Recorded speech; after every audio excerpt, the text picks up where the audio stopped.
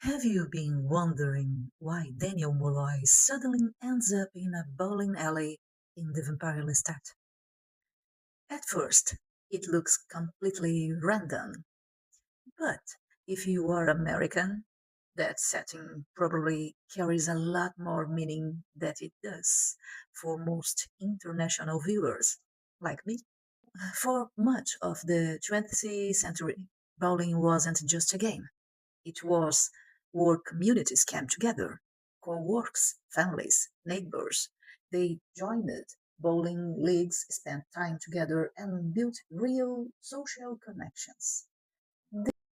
Then something changed.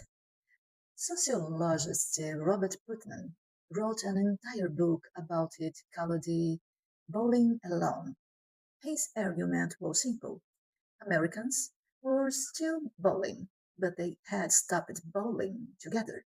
The bowling alleys stayed open, but the sense of community disappeared. Bowling became a symbol of loneliness, isolation, and decline of social life in America.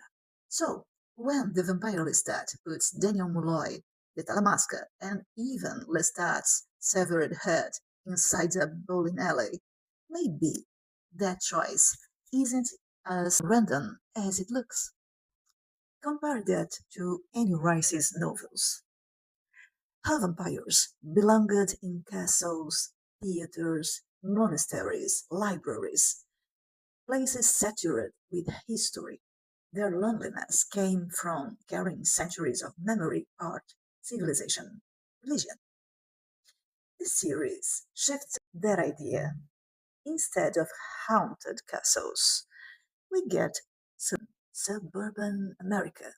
Instead of ancient grandeur, we get fluorescent lights and bowling lanes. The loneliness isn't historical anymore.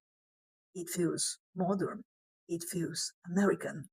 I'm not saying the show officially confirms this interpretation, but once you know what bowling symbolizes in American culture, it's hard not to see that bowling